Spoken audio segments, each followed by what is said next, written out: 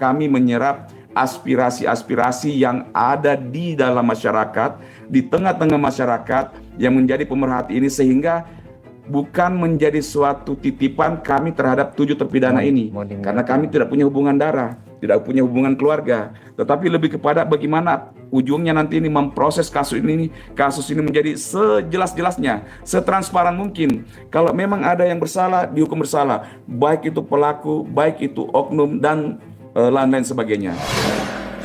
Alhamdulillah, begitu asiknya perjuangan ini kawan, begitu asiknya perjalanan misi kemanusiaan ini.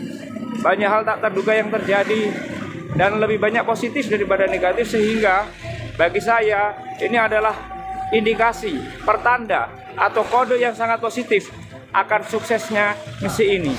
Sudah kurang lebih 1 tahun kami membahas kasus ini, tapi makin ke sini kasus ini tidak memberikan suatu gambaran positif di mata penegakan hukum, sehingga kami mengambil suatu kesimpulan berdasarkan hati nurani, sawer-saweran. Jadi kembali saya menegaskan, aksi ini tidak dibiayai oleh siapapun. Aksi ini tidak ditunggangi oleh siapapun. Saya pertegaskan itu dan saya mempertanggungjawabkan.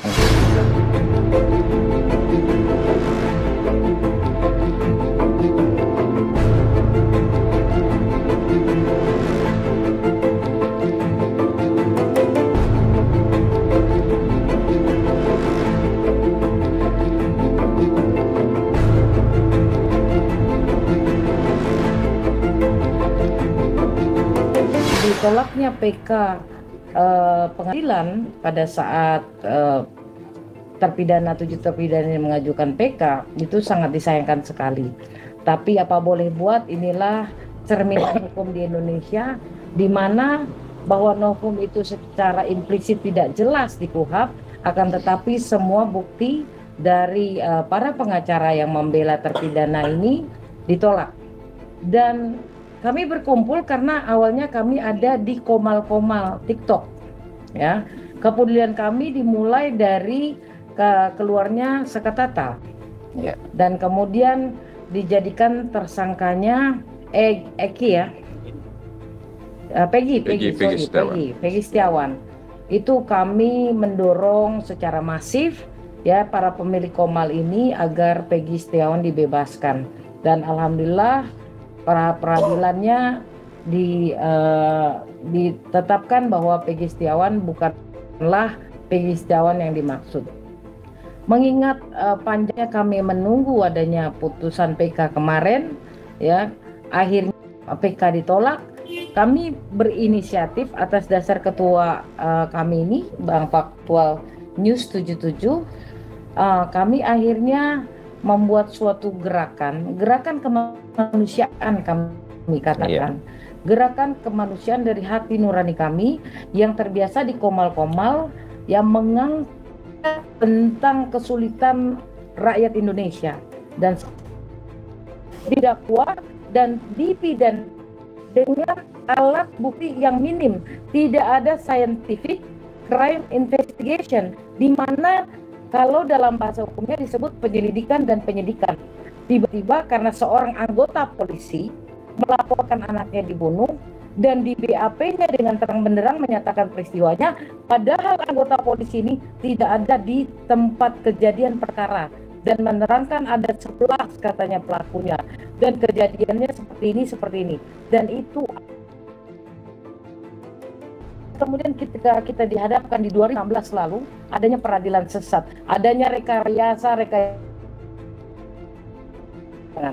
Dan inilah, kalau bukan kami, bukan kita, bukan rakyat Indonesia yang ini, siapa lagi? Saya, Sylvia Soembarto, sarjana hukum, magister hukum, konsentrasi hukum militer. Dan rekan saya yang baju biru itu, silakan nama dan gelarnya, Pak. Bang Firdaus, silakan nama gelarnya. Biar clear ya, kami nggak kaleng-kaleng ya, silakan. Terima kasih. Ya. Siap. Assalamualaikum. Waalaikumsalam.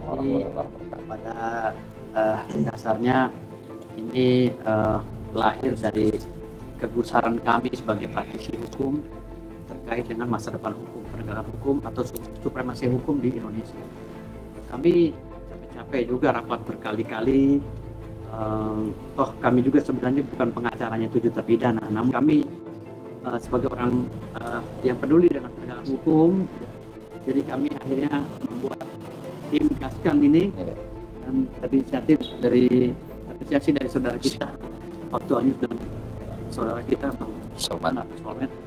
Jadi ini semuanya kalau dibilang kita cari panggung enggak juga, karena memang ini impact negatifnya nanti akan berdampak kepada penegakan hukum.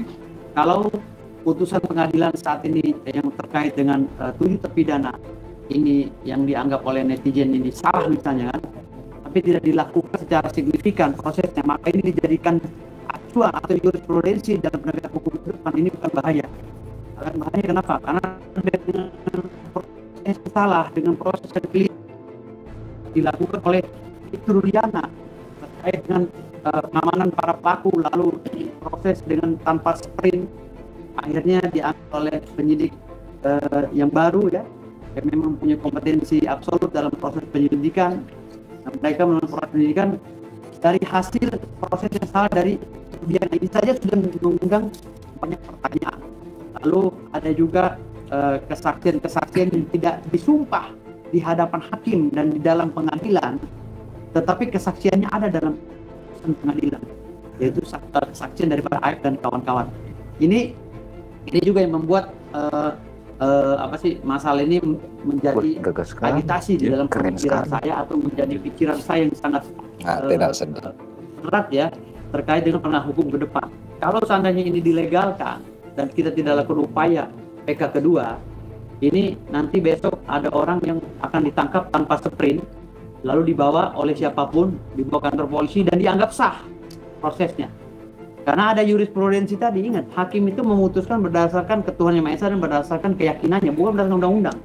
Jadi kalau ada jurisprudensi, karena kita menganut sistem hukum hukum adat, Anglo-Saxon dan Eropa kontinental, maka ini kita harus hati-hati karena kita ada jurisprudensi di Anglo-Saxon. Jadi artinya di sini kita jangan menganggap remeh putusan ini, karena ini akan menjadi presiden buruk bagi supremasi hukum, penegakan hukum di Indonesia.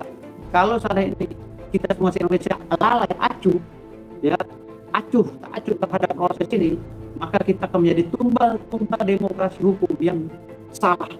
Gitu. Makanya kami sekarang ini berkegiatan ini ya, mudah-mudahan dapat ridho dari Allah. Amin. Restu dari masyarakat Indonesia. Saya sudah bilang tadi, saya pernah berdemo 2 orang saja ya kan, yang satu megang koper saya pegang ini, jadi saya nggak peduli itu mau datang 3.000 orang, mau berdua, mau sendiri pun saya jalan. Yang penting ke depan anak cucu saya tidak merasakan hal yang sama seperti 7 terpidana. Karena ini bagian satu daripada ribuan kasus yang tumpang tindih yang jadi jurisprudensi hakim. Hakim selalu memutuskan tidak sesuai dengan proses yang ada di dalam pengadilan itu, malah mengacu pada jurisprudensi. Nah, kalau jurisprudensi ini lebih besar dan lebih dianggap dewa oleh hakim, maka undang-undang itu akan dikangkangi. Jadi bahaya jurisprudensi kalau dicetak banyak di negeri ini.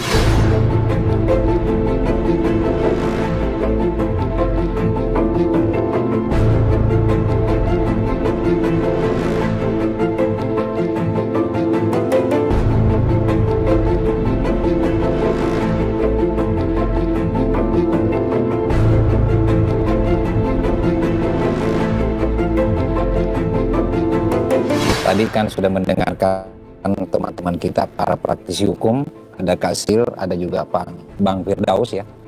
Ini sudah mewakili dengan yang lain, masih ada yang lain belum datang. Jadi kembali lagi saya mempertegas apa yang disampaikan oleh Kak Sil dan Bang Firdaus, bahwa sebenarnya aksi ini berangkat dari hati nurani. Kita dan teman-teman wartawan sudah pahamlah kasus Vina Cirebon. Kami pun memahami baik, sudah kurang lebih 1 tahun kami membahas kasus ini. Tapi makin ke sini, kasus ini tidak memberikan suatu gambaran positif di mata penegakan hukum. Sehingga kami mengambil suatu kesimpulan berdasarkan hati nurani, sawer-saweran. Jadi kembali saya menegaskan, aksi ini tidak dibiayai oleh siapapun. Aksi ini tidak ditunggangi oleh siapapun. Saya pertegaskan itu dan saya mempertanggungjawabkan hal tersebut. Saya tidak akan sanggup membayar sosok Kak Sil, tetapi beliau terpanggil betul-betul mau ikut berpartisipasi di dalamnya. Dan kita-kita inilah yang merumuskan sebenarnya. Jadi Kak Sil bagian adalah penggagas, Bang Firdaus juga adalah penggagas lewat aksi ini. Untuk seluruh teman-teman, mohon doanya, mohon dukungannya. Karena apa yang kami lakukan tidak ada kepentingan, tidak ada motivasi lain selain daripada kepedulian kami sebagai anak bangsa ingin melihat penegakan hukum di negeri ini jauh lebih baik.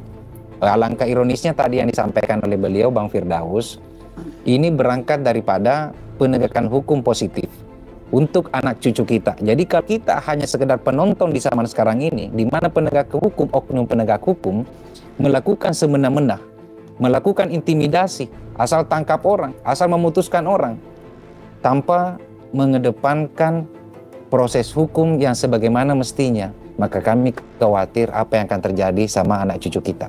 Itulah kepedulian kami, saudara-saudara, teman-teman wartawan. Mungkin begitu. Kita harus ingat bahwa kekuasaan itu adalah milik rakyat. Kedaulatan itu adalah kedaulatan rakyat. Kita berkuasa seizin rakyat. Kita menjalankan kekuasaan harus untuk kepentingan rakyat. Kita harus selalu ingat, setiap pemimpin dalam setiap tingkatan harus selalu ingat, pekerjaan kita harus untuk rakyat.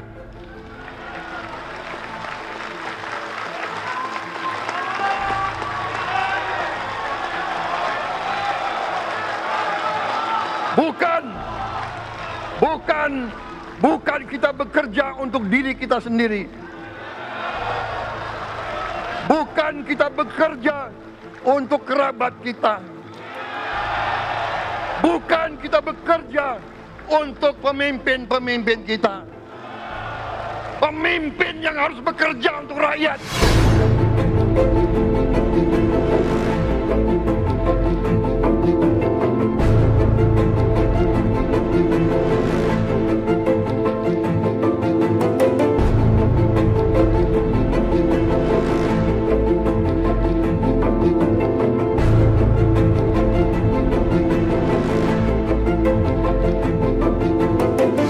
Sampaikan bahwa di awal kita itu memang ada melakukan komunikasi ya.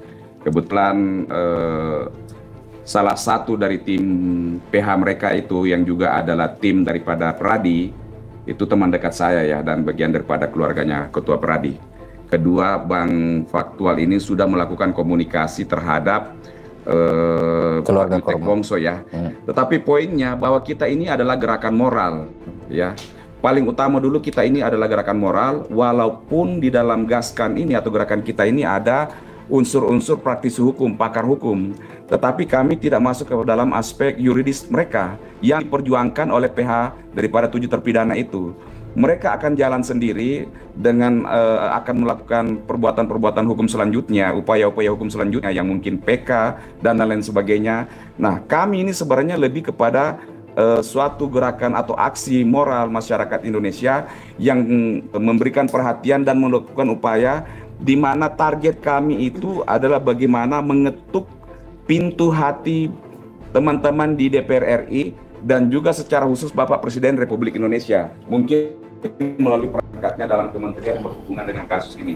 Jadi bukan kami yang akan melakukan kembali kedua, bukan kami yang akan langsung mengambil upaya hukum dalam bentuk yang menjadi prerogatif Presiden, katakanlah itu mungkin amnesti ataupun abolisi, tapi kami ini mendorong, memberikan stimulasi, sehingga apa, kalau toh nanti dalam kedepannya ketika kasus ini mendapat perhatian yang luar biasa di teman-teman di Komisi 3 atau bapak-bapak di Komisi 3 DPR RI, ataupun teriakan kami nih warga ataupun rakyat Bapak Prabowo Subianto, Bapak Presiden, sampai kepada beliau, tentu ini akan memudahkan langkah hukum yang akan dilakukan oleh PH.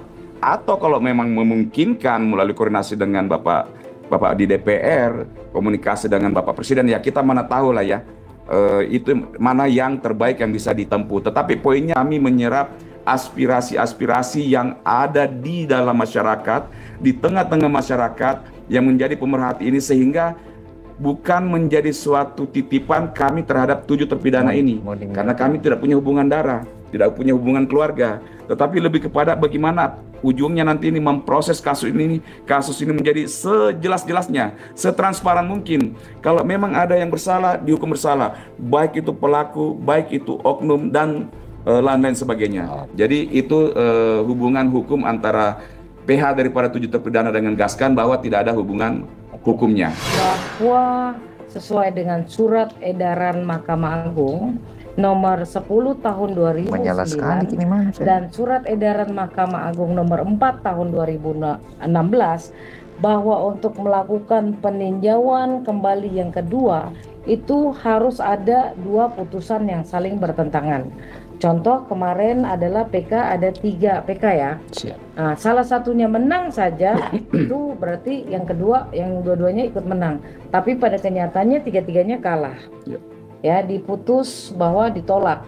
Yang pada akhirnya kami pikir karena sulitnya memang PK ini, dari sekian banyak PK pidana yang dikabul hanyalah 11%. Bisa teman-teman bayangkan karena kesulitan terhadap novum tersebut yang secara implisit memang tidak ada di KUHP, sehingga kesulitan itu kami tergerak hati agar bisa mendorong minimal abolisi yang bisa dikuatkan dengan pergerakan kita, dan Presiden melihat kita, Presiden Bapak Prabowo Subianto, agar para terpidana ini mendapatkan keistimewaan agar bebas dan lepas dengan adanya abolisi. Beberapa minggu lampau, Presiden Prabowo mencanangkan 44.000 agar orang ini mendapatkan abolisi, dan semoga kita bisa memasukkan, mendorong melalui Komisi 3 dan melalui demo yang akan kami sampaikan di depan gedung DPR agar terpidana ini semua bisa mendapatkan hak istimewa dengan mendapatkan abolisi tersebut.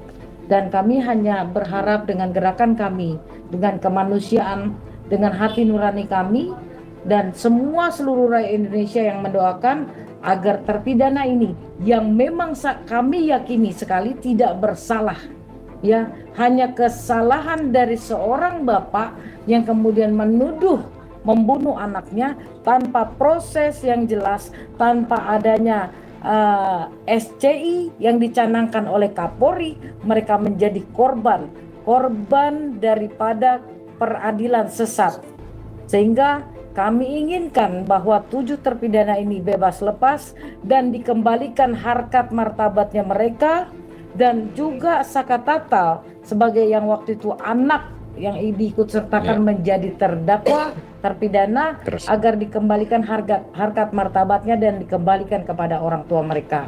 Kita harus ingat bahwa kekuasaan itu adalah milik rakyat. Kedaulatan itu adalah kedaulatan rakyat. Kita berkuasa seizin rakyat. Kita menjalankan kekuasaan harus untuk kepentingan rakyat. Kita harus selalu ingat, setiap pemimpin dalam setiap tingkatan harus selalu ingat, pekerjaan kita harus untuk rakyat.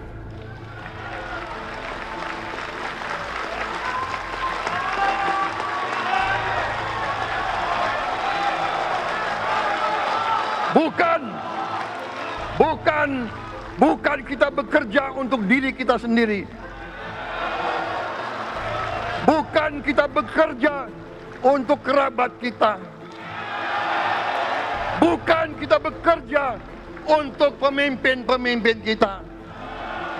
Pemimpin yang harus bekerja untuk rakyat.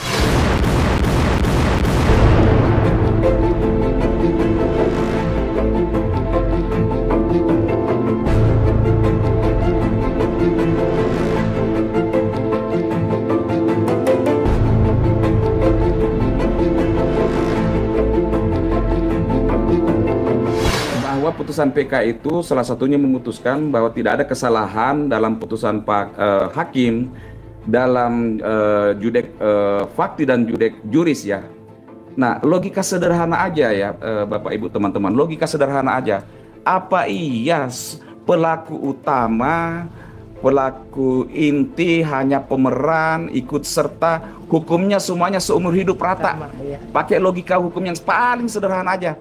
mungkin anak S1 yang baru belajar pun juga, atau mungkin orang tidak harus berpendidikan hukum, kok bisa begitu ya? Jelas-jelas turut serta dengan pelaku utama, pasti sanksinya akan beda. Ini seragam 7 terpidana hukum seumur hidup. Harusnya 8, kebetulan anak di bawah umur 1 ya, si Saka Tatal waktu kasus itu. Andai kan sudah dewasa mungkin seumur hidup juga 88 ini. Karena ketika itu adalah anak di bawah umur, hukuman maksimalnya 10 tahun, nah dikasihlah dia 8 tahun.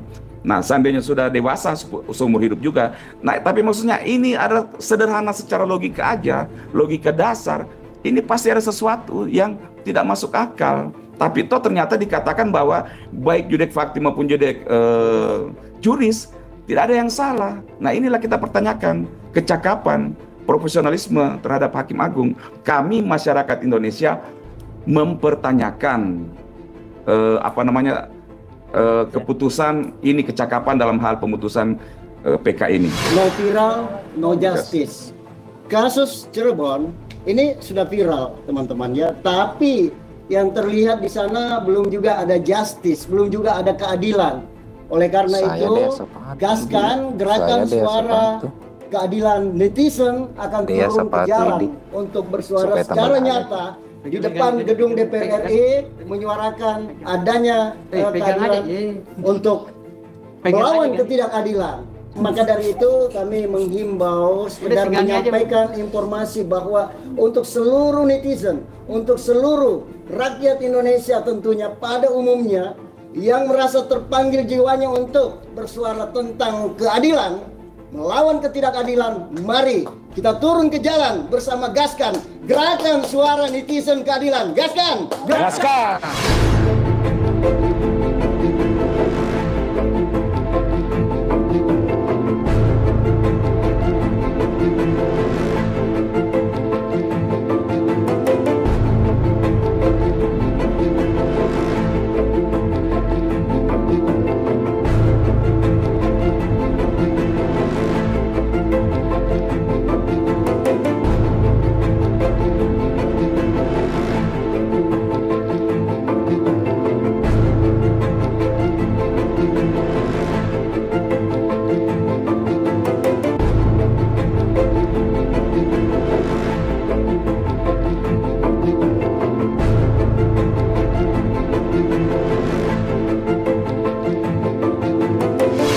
Berharap bahwa gerakan kami, kepedulian kami terhadap penegakan hukum di Indonesia bisa berlanjut di 38 provinsi di Indonesia, 545 kota dan kabupaten di Indonesia. Orang-orang yang terkena dampak akibat dari kinerja kepolisian yang buruk, kejaksaan yang buruk, dan atas putusan hakim yang tidak seimbang, ya kami berharap ada kejelasan terhadap bangsa Indonesia yang ditangkap semena-mena, diadili semena-mena, agar bersuara setelah kami bersuara di gedung DPR, agar bisa dihayati tentang norma keadilan ini, di mana banyak bukan hanya kasus Cirebon, ada juga kasus Subang, ada juga kasus Bekasi, dan kasus-kasus di Palembang, anak yang ditahan, yang dituduh memperkosa, membunuh dan memperkosa. Kami berharap gerakan kami agar bisa seluruh rakyat Indonesia semua bersuara bahwa ada yang salah di negara ini. Kinerja yang mereka cari bukan keadilan, bukan kemanfaatan hukum, dan juga bukan kepastian hukum, tapi agar mereka naik pangkat, agar mereka dapat jabatan tinggi, dan agar mereka bisa dihitung kinerjanya untuk mereka sendiri. Saya berharap kepada Kepolisian Republik Indonesia, Bapak Kapolri, agar anak buahnya di bawah agar diteliti lagi, ya, dari mulai Polsek, Polres, Polda, dan bahkan di dalam Mabes sendiri. Agar apa? Polisi ini adalah pengayom masyarakat, pelindung masyarakat. Tapi hari ini polisi main culik, polisi main tangkap, polisi main tahan tanpa adanya penyelidikan dan penyidikan. Kami ini rakyat Indonesia yang harus dilindungi. Kami ini rakyat Indonesia yang harus kalian ayomi, tapi kalian culik. kemudian kalian tahan, dan kepada kejaksaan. Saya berharap kepada Jaksa Agung yang hari ini ada di koalisi merah putih, agar merah putihkan hati kalian. Jangan hanya mencari kinerja, terbaik kinerja untuk dapat jabatan dan pangkat, tapi kalian harus paham bagaimana mendakwa seseorang dengan sebuah dakwaan yang baik dan betul. Dan kepada para hakim agung, agar menggunakan hatinya, hati nuraninya sebagai kepanjangan tangan Tuhan, bukan sebagai penentu hidup matinya seseorang. Merdeka! Merdeka! Merdeka! Merdeka! Gaskan! Gaskan!